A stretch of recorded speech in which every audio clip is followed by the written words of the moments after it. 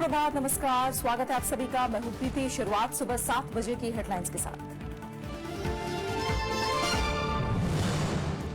उत्तर प्रदेश में चौथे दौर के मतदान की तैयारियां पूरी। 12 जिलों की 53 सीटों पर वोटिंग कल। मैदान में 199 निर्दलीय समेत 680 उम्मीदवार।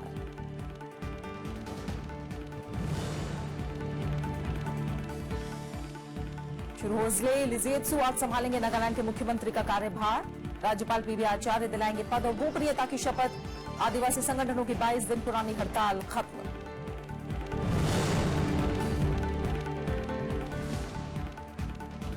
रवांडा दौरे के बाद युगांडा पहुंचे उपराष्ट्रपति मोहम्मद हामिद अंसारी। राष्ट्रपति के अलावा कारोबारियों से मुलाकात का भी कार्यक्रम।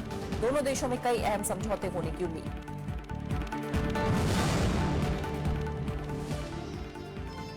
भारत और चीन के बीच पहली रणनीतिक वार्ता आज। एनएसजी में प्रवेश और मसूद अजहर के मसले पर हो सकती है बात। विदेश सचिव एस जयशंकर ने बीजिंग में शीर्ष राजनयिक यांग ची से की मुलाकात।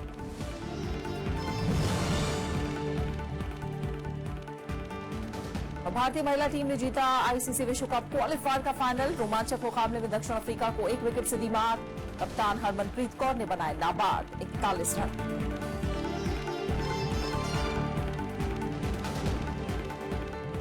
और सबसे पहले बात चुनाव से जुड़ी खबरों की।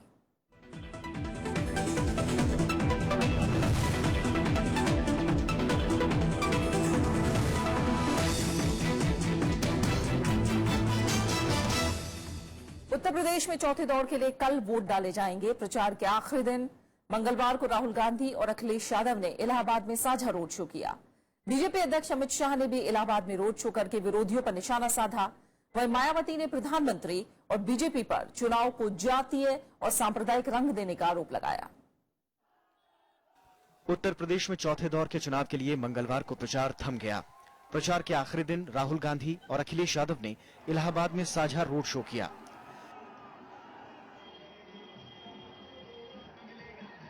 इससे पहले राहुल गांधी ने रायबरेली में रैली की।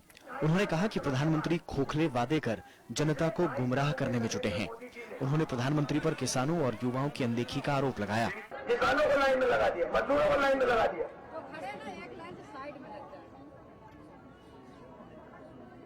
किसानों के पास बीज लेने का पैसा नहीं।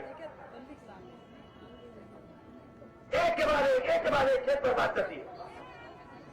छोटे दुकानदारों को खत्म कर दिया। उनकी जिंदगी कैश से चलती है, उनको खत्म कर दिया। बीजेपी अध्यक्ष अमित शाह ने कौशाम्बी में रैली के अलावा इलाहाबाद में रोड शो किया। उन्होंने राज्य की बदहाली के लिए समाजवादी पार्टी, कांग्रेस और बीएसपी को जिम्मेदार ठहराया।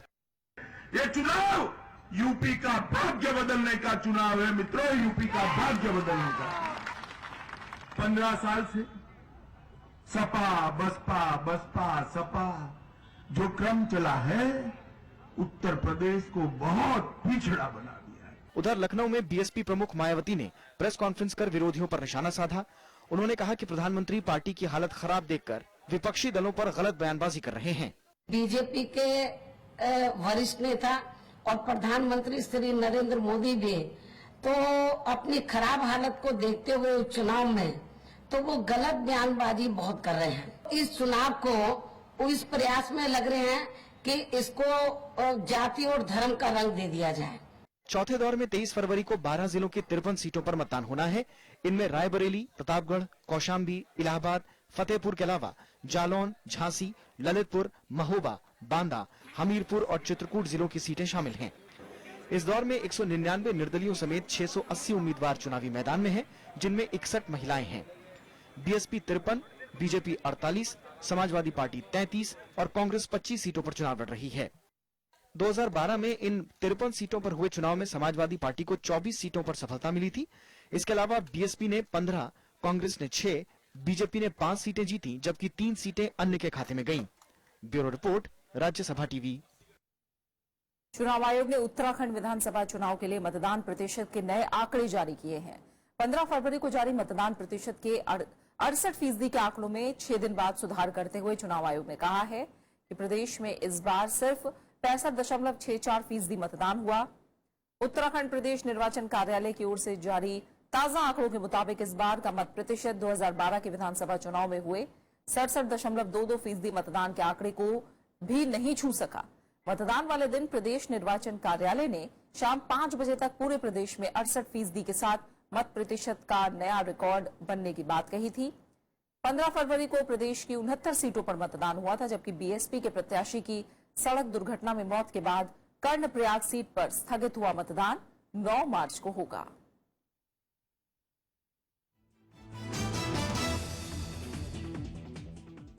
वहीं बीएमसी चुनाव में इस बार रिकॉर्ड मतदान हुआ है। कल मुंबई में 55% मतदाताओं ने वोट डालने के अधिकार का इस्तेमाल किया, जो 2012 के चुनाव से 10% ज्यादा है। वहीं राज्य में कल हुए 11 जिला परिषद और 118 पंचायत समिति चुनाव में 69% मतदान हुआ। इस बार शिवसेना और बीजेपी 2 दशक बाद पहली बार आमने सामने है। वोटों की गिनती 23 फरवरी को होगी। महाराष्ट्र में बीएमसी समेत 10 नगर निगमों के चुनाव को लेकर लोगों में खासा उत्साह देखने को मिला। सुबह से मतदान केंद्रों पर लोगों की भारी भीड़ उमड़ी।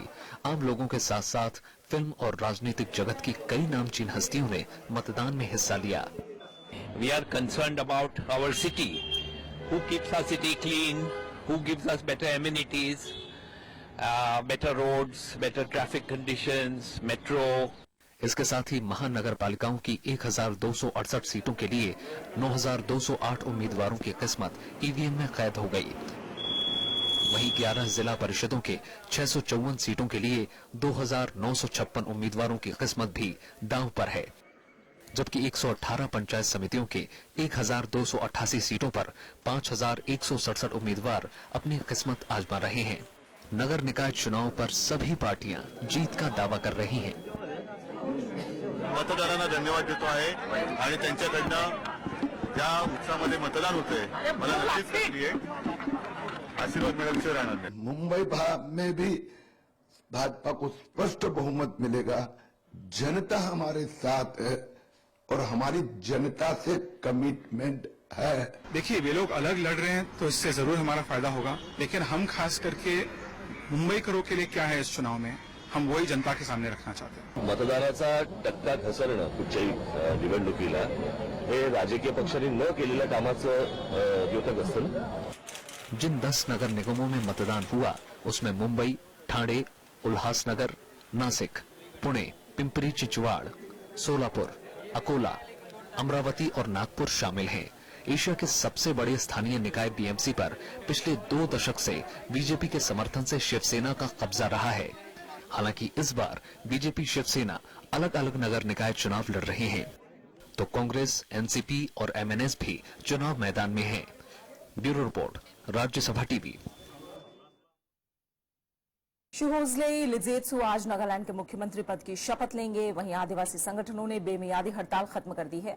महिला आरक्षण के खिलाफ राज्य में पिछले महीने से कानून व्यवस्था की स्थिति खराब थी, लेकिन नेतृत्व परिवर्तन की घोषणा के साथ ही राज्य में तेजी से हालात सामान्य हो रहे हैं। नागालैंड पीपुल्स फ्रंट के अध्यक्ष शिहोजेली लिजेत्सु को आज मुख्यमंत्री पद की शपथ दिलाई जाएगी। राज्यपाल पीबी आचार्य उन्हें पद और गोपनीयता की शपथ दिलाएंगे। 8 बार के विधायक रह चुके लिजेत्सु ने 2013 में स्वेच्छा से विधानसभा का चुनाव नहीं लड़ा था और पार्टी अध्यक्ष बने रहने का फैसला किया था। अब उन्हें 6 महीने के भीतर विधानसभा का चुनाव जीतना होगा। इससे पहले नागालैंड में आदिवासी संगठनों ने 22 दिन पुरानी हड़ताल खत्म कर दी है। मुख्यमंत्री टीआर जेलियांग के इस्तीफे के बाद ये फैसला किया गया। नागालैंड आदिवासी एक्शन समिति और संयुक्त समन्वय समिति के सदस्यों ने राज्यपाल पीबी आचार्य से मिलने के बाद इसकी घोषणा की। दोनों संगठनों ने कहा कि वो सामान्य स्थिति बहाल करने में मदद करेंगे। नागालैंड में 31 जनवरी से हड़ताल चल रही थी।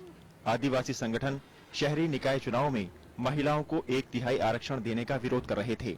राज्यपाल ने चुनाव प्रक्रिया रद्द कर दी थी, लेकिन प्रदर्शनकारी मुख्यमंत्री टीआर जेलियांग के इस्तीफे पर अड़े थे। जेलियांग ने 19 फरवरी को मुख्यमंत्री पद से इस्तीफा दे दिया था, जिसके बाद सत्ताधारी नगा पीपुल्स फ्रंट ने शिहोजेली लिजेत्सु को विधायक दल का नेता चुना।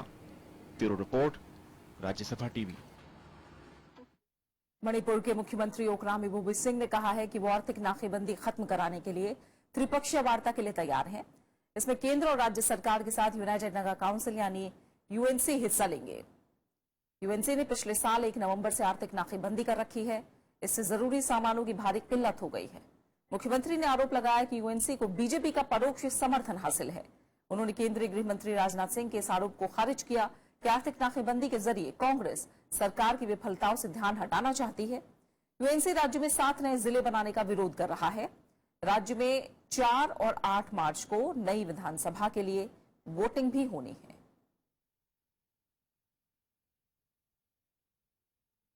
तमिलनाडु के विपक्षी दल डीएमके विधानसभा स्पीकर पी धनपाल के खिलाफ अविश्वास प्रस्ताव लाएगी। डीएमके ने कल विधानसभा सचिव को चिट्ठी लिखकर इसकी मांग की। पार्टी के कार्यकारी अध्यक्ष एम के स्टालिन ने 18 फरवरी को बहुमत परीक्षण के दौरान स्पीकर की भूमिका पर सवाल उठाया। उन्होंने कहा कि स्पीकर ने विपक्ष के खिलाफ भेदभाव किया। इस बीच मद्रास हाईकोर्ट में डीएमके के वकील ने कल स्पीकर और विधानसभा सचिव पर बहुमत परीक्षण से जुड़े दस्तावेजों से छेड़छाड़ का आरोप लगाया। बहुमत परीक्षण रद्द करने की मांग वाली याचिका पर आज सुनवाई होगी।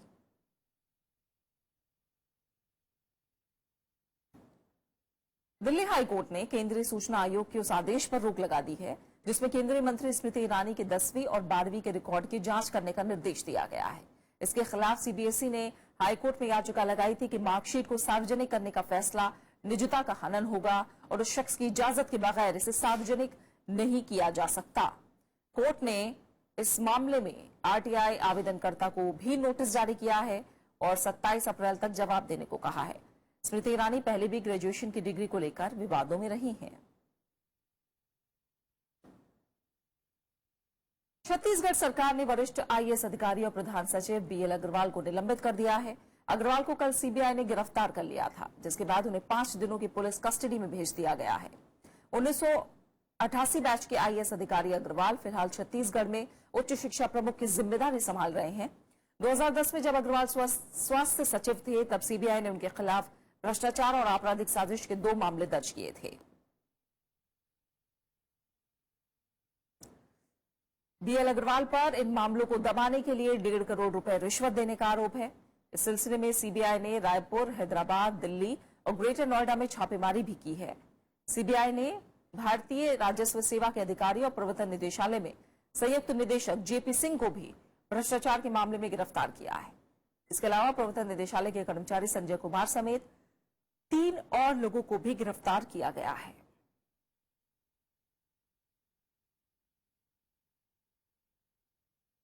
खबरें जारी हैं, लौट रहे हैं एक छोटे से ब्रेक के बाद।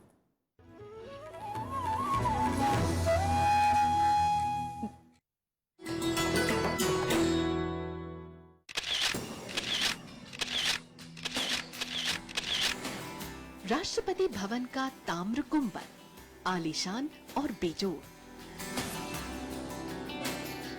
सांची के बौद्ध स्तूप से प्रभावित इस गुंबद की ऊंचाई बाकी इमारत से करीब 2 गुनी। 6 अप्रैल 1929 को बनकर हुआ तैयार। ये शानदार गुंबद राष्ट्रपति भवन की स्थापत्य कला और खूबसूरती को लगाता है 4 चांद।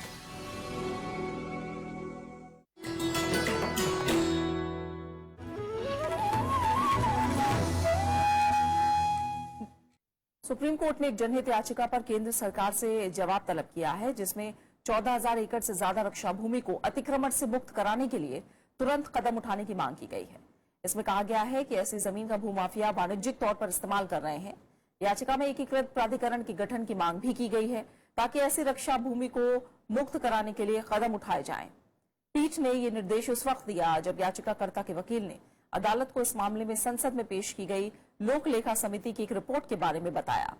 रिपोर्ट के मुताबिक अतिक्रमण की गई रक्षा भूमि 1997 में 6,903 एकड़ से बढ़कर 2009 में 14,539 एकड़ हो गई।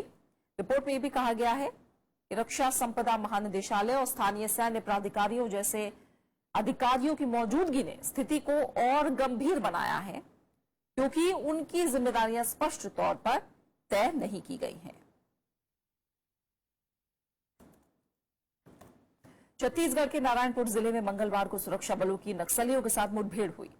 किलाम गांव के जंगलों में हुई इस मुठभेड़ में पुलिस दल ने 7 नक्सलियों को मार गिराया। मारे गए नक्सलियों में 3 महिलाएं भी शामिल हैं, जबकि कई अन्य के घायल होने की खबर है। दंतेवाड़ा जिले के बारसूर थाना क्षेत्र से जिला पुलिस दल जिस वक्त गश्त पर था, तब नक्सलियों ने पुलिस दल पर गोलीबारी शुरू कर दी। इसके बाद पुलिस दल ने भी जवाबी कार्रवाई की। कुछ देर तक दोनों ओर से गोलीबारी जारी रही। खुद को घिरा हुआ देख नक्सली मौके से फरार हो गए।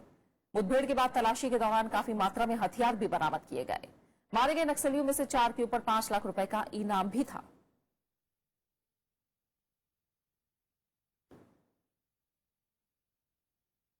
भारत और ब्रिटेन ने एक दूसरे के यहां लंबित प्रत्यर्पण के मामलों में तेजी लाने का फैसला किया है। इसे विजय माल्या को वापस लाने के लिए अहम कदम माना जा रहा है। विदेश मंत्रालय के मुताबिक दोनों देशों के केंद्रीय अधिकारी हर 6 महीने पर इन मामलों की वीडियो कॉन्फ्रेंसिंग के जरिए समीक्षा करेंगे। दिल्ली में भारत और ब्रिटेन के प्रतिनिधिमंडल के बीच हुई बातचीत के बाद यह फैसला लिया गया। भारतीय प्रतिनिधिमंडल में विदेश, गृह और कानून मंत्रालय के अधिकारियों के अलावा सीबीआई और प्रवर्तन निदेशालय के अधिकारी भी शामिल थे, जबकि ब्रिटेन के प्रतिनिधिमंडल का नेतृत्व UK central authority for extradition and mutual legal assistance ने किया।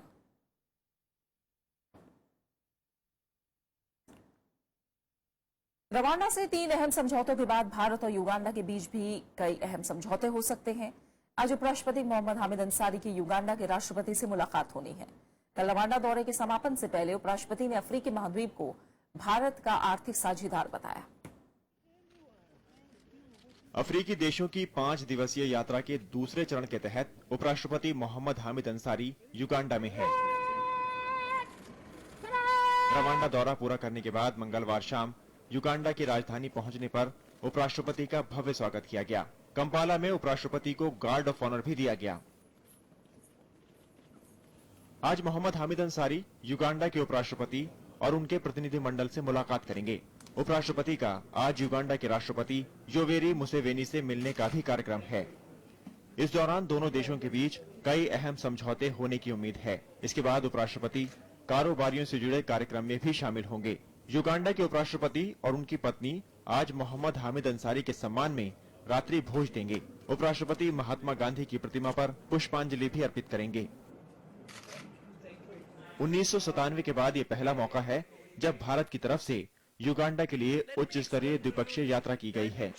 कल रवांडा से रवानगी से पहले उपराष्ट्रपति ने कहा था कि अफ्रीका प्राकृतिक संसाधनों से भरपूर है और भारत इनका आर्थिक साझेदार बन सकता है। उपराष्ट्रपति ने मंगलवार को रवांडा विश्वविद्यालय में व्याख्यान के दौरान आतंकवाद को आधुनिक समाज की शांति और खुशहाली के लिए सबसे बड़ा खतरा बताया था। We share similar views and positions on a variety of global concerns, ranging from combating terrorism and piracy to coordinating our positions in global fora over issues such as reforms at the United Nations. उपराष्ट्रपति ने कहा कि आतंक की हिंसा को किसी भी तरीके से उचित नहीं ठहराया जा सकता। आतंकवाद के खतरे से निपटने के लिए उपराष्ट्रपति ने वैश्विक सहयोग पर भी जोर दिया। स्मिता नायर के साथ अरविंद कुमार सिंह, राज्यसभा टीवी। रवांडा दुनिया के उन चंद देशों में शुमार है जहां महिलाएं हर मोड़ पर आगे हैं। यहीं पर दुनिया में सबसे ज्यादा महिला सांसद भी हैं। महिला सुरक्षा के मामले में भी अनूठा देश है। रवांडा में लैंगिक समानता सराहनीय स्तर पर है और महिला उत्पीड़न की घटनाओं पर आवाज उठती है। रवांडा में महिलाओं की स्थिति और अन्य सवालों पर हमारे संवाददाता अरविंद कुमार सिंह ने सामाजिक कार्यकर्ता लता नटराजन से बातचीत की। ये लता मैम जो है, आपको 20 साल हो गए यहाँ रवांडा में रहते हुए, और ये 20 साल में यहाँ का बहुत सारा परिदृश्य बदला है, जिसको कहिए चेंज हुआ है। आप सोशल वर्कर भी हैं और यहाँ की इश्यूज को देखती हैं। ये किस तरह का, खासतौर पर औरतों के लिए किस तरह का ये सिटी जो है? ये तो बहुत अच्छी देश है। It's a very beautiful and nice country, especially for women. Security wise, like it's not like other African countries. We can go about in the night at 10 o'clock and we can wear our jewels. अकेले भी जा सकते, इतना security है। नहीं, जो यहाँ parliament के मेंबर्स को अगर आप देखिए तो उसमें वीमेंस ज्यादा हैं। उसी तरह से आप आर्मी में ले लीजिए या पुलिस फोर्स में ले लीजिए, औरतें काफी हैं। क्या जो औरतों की सिक्योरिटी है, सेफ्टी जो है, वो उस नाते भी ये लोग कैसे ऑफिसर्स हैं, किस तरह के लोग हैं? ये इनका वर्किंग अच्छी लगती है। विमेन फोक्स इधर का बहुत अच्छी है और उसका ताकत बहुत है और कॉन्फिडेंस बहुत है और they carry themselves with a nice gay. कोई और चीज आप बताना चाहें, कोई ऐसी यूनिक चीज जो भारत के लोगों को जानना चाहिए इस तरह का? क्या आपका एक्सपीरियंस क्या है? इधर we are treated very nicely here. We are very happy, though we are a small community, but we get good importance. All we are happy here. The community wise, we get things, everything, whatever we need, and the government is also very helpful. हमारा वो इधर का government हमारे बहुत help कर रहे सब करने का. Thank you. भारत और चीन ने कई मसलों पर मतभेद के बीच बेहतर संबंध बनाने पर सहमति जताई है. कल बीजिंग पहुंचे विदेश सचिव एस जयशंकर के साथ मुलाकात के दौरान चीन के शीर्ष राजनयिक यांग शी ने कहा कि दोनों देश कई मसलों पर एक दूसरे के संपर्क में हैं. उन्होंने आर्थिक, व्यापारिक और संस्कृति के क्षेत्र में सहयोग बढ़ाने पर जोर दिया. जयशंकर आज चीन के विदेश मंत्री यांग वांगी से मुलाकात करेंगे. ये दोनों देशों के बीच पहली रणनीतिक वार्ता होगी. इस दौरान एनएसडी में भारत की सदस्यता और मसूद अजहर से जुड़े मुद्दों पर बात हो सकती है.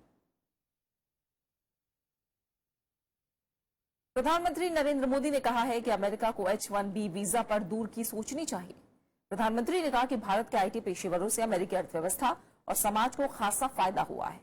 उन्होंने ये बात अमेरिका से आए सांसदों के एक प्रतिनिधिमंडल में से कही है. इसमें रिपब्लिकन और डेमोक्रेट्स दोनों दलों के सांसद हैं. प्रधानमंत्री ने कहा कि इस दौरे से दोनों देशों के रिश्तों में मजबूती आएगी. अमेरिकी राष्ट्रपति डोनाल्ड ट्रंप ने H-1B वीजा में कटौती की बात कही है. फिलहाल हर साल 65,000 ऐसे वीजा दिए जाते हैं. इसका बड़ा हिस्सा भारतीय आईटी पेशेवरों को मिलता है.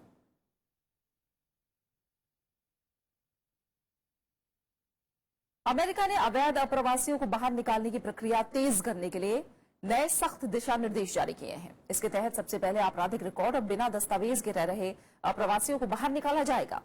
गंभीर अपराधों में शामिल रहने वाले लोगों के अलावा साधारण ट्रैफिक कानून तोड़ने या दुकानों से सामान चोरी करने के लिए गिरफ्तार किए जाने वालों पर भी सख्त कार्रवाई होगी. इसके अलावा अमेरिकी सुरक्षा के लिए खतरा समझे जाने वाले अप्रवासियों को भी बाहर किया जाएगा. ट्रंप प्रशासन के इस आदेश से अमेरिका में लगभग 1 करोड़ 10 लाख विदेशी लोगों पर असर पड़ सकता है. होमलैंड सुरक्षा विभाग ने इसे लागू करने के लिए 10,000 से ज्यादा अधिकारियों को नियुक्त करने की योजना बनाई है.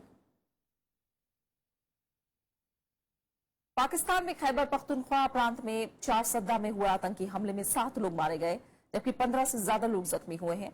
हमले की जिम्मेदारी जमात उल अहरार ने ली है. जवाबी कार्रवाई में सुरक्षा बलों ने 3 आतंकियों को मार गिराया. पंजाब और सिंध के बाद मंगलवार को खैबर पख्तूनख्वा सूबे का 4 सद्दा शहर आतंकियों के निशाने पर रहा. अदालत के करीब हुए धमाके के बाद हर तरफ अफरा तफरी का माहौल था. चश्मदीदों के मुताबिक अदालत के बाहर विस्फोटों के बाद आतंकियों ने अंधाधुंध गोलीबारी की. जवाबी कार्रवाई में सुरक्षा बलों ने 3 हमलावरों को मार गिराया. उन्होंने कचहरी के अंदर दाखिल होने की कोशिश की थी. सबसे पहले उन्होंने पिस्टल और हैंड ग्रेनेड से हमला किया. पुलिस ने रिटेलिएट किया. 15-20 मिनट का पुलिस मुकाबला हो गया और ये जितने भी खुदकश हमला और आए थे सबको पुलिस ने हिट करके वो ब्लास्ट कर दिए. आतंकी हमले के बाद सभी स्थानीय अस्पतालों में आपातकाल का ऐलान कर दिया गया है. हमले की जिम्मेदारी तहरीक तालिबान से अलग हुए जमात उल अहरार ने ली है. अमेरिका ने जमात उल अहरार को आतंकी संगठनों की सूची में शामिल किया हुआ है. ये एरिया सेंसिटिव था और पूरे डिस्ट्रिक्ट में, पूरे सूबे में कोर्ट्स को जो है वो अलर्ट किया गया था. उसमें हमने आज तकरीबन जितने भी सेंसिटिव इंस्टॉलेशन थी और खास करके ये जो कोर्ट्स हैं इस पे हमने एक्स्ट्रा डिप्लॉयमेंट की हुई थी और हमने इधर नाकाबंदियां भी की हुई थी और इसके एतराफ में सर्च ऑपरेशन भी किया था. पिछले साल मार्च में 4 सद्दा में हुए एक आत्मघाती हमले में 17 लोग मारे गए थे. पाकिस्तान में हाल ही के दिनों में आतंकी हमलों में तेजी आई है. बीते गुरुवार को सहवान में लाल शहबाज कलंदर दरगाह में आत्मघाती हमले में 88 लोगों की जानें गईं. वहीं 13 फरवरी को लाहौर में भी खुदकुश हमलावर ने पंजाब विधानसभा के करीब एक रैली को निशाना बनाया, जिसमें डीआईजी ट्रैफिक पुलिस समेत 13 लोग मारे गए थे. हाल ही की आतंकी घटनाओं के बाद सरकार ने आतंकवादियों के खिलाफ बड़ा अभियान छेड़ा हुआ है. सुरक्षा बलों ने अब तक 130 से ज्यादा आतंकियों को मार गिराने का दावा किया है. Bureau report, Rajya Sabha TV.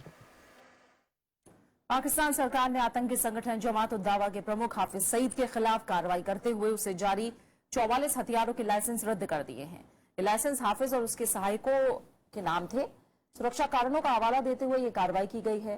कार्रवाई जमात उद दावा और फलाह-ए-इंसानियत के खिलाफ कार्रवाई का हिस्सा है. 30 जनवरी को सईद और जमात उद दावा के 4 और नेताओं को लाहौर में 90 दिनों के लिए नजरबंद किए जाने का आदेश दिया गया था. इसके अलावा हाफिज सईद और उसके संगठनों जमात उद दावा और फलाह-ए-इंसानियत से जुड़े 37 सदस्यों को एग्जिट कंट्रोल लिस्ट में रखा गया है. इस प्रतिबंध के चलते लोग पाकिस्तान छोड़कर किसी दूसरे देश नहीं जा सकते। सरकार देश में वायु प्रदूषण से मौत के बारे में जल्द ही स्टडी कराएगी। पर्यावरण मंत्री अनिल माधव दवे ने कहा कि इस बारे में आई ग्लोबल रिपोर्ट पर भरोसा नहीं किया जा सकता, इसलिए स्वास्थ्य मंत्रालय इस बारे में शोध कराएगा। उन्होंने कहा कि वायु प्रदूषण पर नियंत्रण के लिए केंद्र और राज्य सरकारों को मिलकर काम करना होगा। पर्यावरण मंत्रालय ने कहा कि वायु प्रदूषण और एयर क्वालिटी को लेकर विदेशी संस्थाओं की रिपोर्ट पर भरोसा नहीं किया जा सकता। पर्यावरण मंत्री का कहना है इस पर और शोध की जरूरत है। न हम उसे इनकरेक्ट कह रहे हैं, न हम उसे करेक्ट कह रहे हैं, न हम ऐसा है कि हम उसको संज्ञान में नहीं लेते हैं। हमारे कहने का तात्पर्य केवल इतना है कि केवल उसी को ही सर्टिफिकेट मान लेना, इसके संबंध में थोड़ा सा हम सब लोगों को सोचने की जरूरत है। पर्यावरण मंत्रालय के मुताबिक वाहनों से निकलने वाले धुएं और बायोगैस बर्निंग से 40% वायु प्रदूषण होता है। इसके अलावा उद्योगों, जनरेटर से निकलने वाले धुएं और कंस्ट्रक्शन कार्यों का भी इसमें बड़ा हिस्सा है। इन सभी के लिए राज्यों को सख्त नियम बनाने चाहिए। वायु प्रदूषण की मॉनिटरिंग के लिए 300 शहरों में 680 स्टेशन बनाए गए हैं। पर्यावरण मंत्री का कहना है कि वायु प्रदूषण पर काबू पाने के लिए केंद्र और राज्य सरकारों को मिलकर काम करना होगा। एयर क्वालिटी मॉनिटरिंग वाला विषय है, इसके अंदर लोकल बॉडीज को एक निर्णायक भूमिका निभाना ही पड़ेगी। केंद्र सरकार इसके अंदर गाइड, फिलोसोफर, मार्गदर्शक, नीति नियामक के रूप में काम कर सकती है। हाल में द लांसेट जर्नल में छपी रिपोर्ट के मुताबिक देश में हर मिनट 2 लोगों की मौत होती है। इसका सबसे बड़ा कारण बढ़ता वायु प्रदूषण है। अनु दीवान, राज्यसभा टीवी। खेल की दुनिया से अहम खबर है। भारतीय महिला क्रिकेट टीम ने श्रीलंका के कोलंबो में चल रहे विश्व कप क्वालिफायर के रोमांचक मुकाबले में दक्षिण अफ्रीका को 1 विकेट से हरा दिया। भारत को आखिरी ओवर में जीत के लिए आखिरी 2 गेंद पर 8 रन की दरकार थी। ऐसे में हरमनप्रीत कौर ने 5वीं गेंद पर छक्का और आखिरी गेंद पर 2 रन लेकर भारत को क्वालिफायर चैंपियन बना दिया। भारत की तरफ से दीप्ति 89 गेंद पर 71 रन बनाए, जबकि मोना मेश्रम ने 59 रन का योगदान दिया। इससे पहले दक्षिण अफ्रीका ने टॉस जीतकर पहले बल्लेबाजी करते हुए भारत के सामने 245 रनों का लक्ष्य रखा था। टीम के लिए एमडीप्रीज ने 72 गेंदों में 40 रन बनाए। भारत की ओर से 59 रन बनाए गए। और अब आखिर में हेडलाइंस।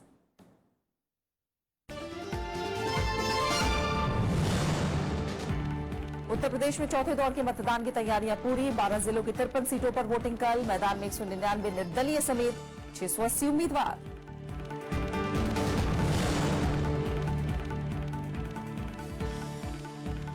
रोजले लिजेत्सु आज संभालेंगे नागालैंड के मुख्यमंत्री का कार्यभार। राज्यपाल पीवी आचार्य दिलाएंगे पद और गोपनीयता की शपथ। आदिवासी संगठनों की 22 दिन पुरानी हड़ताल खत्म।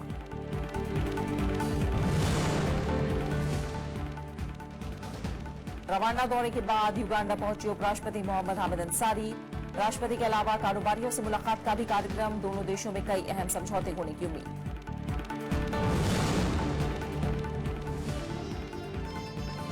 भारत और चीन के बीच पहली रणनीतिक वार्ता आज। एनएसजी में प्रवेश और मसूद अजहर के मसले पर हो सकती है बात। विदेश सचिव एस जयशंकर ने बीजिंग में शीर्ष राजनयिक यांग से की मुलाकात। भारतीय महिला टीम ने जीता आईसीसी विश्व कप क्वालिफायर का फाइनल। रोमांचक मुकाबले में दक्षिण अफ्रीका को 1 विकेट से दी मात। कप्तान हरमनप्रीत कौर ने बनाए नाबाद 41 रन। फिलहाल खबरों में इतना ही। आगे देखिए देश देशांतर। नमस्कार।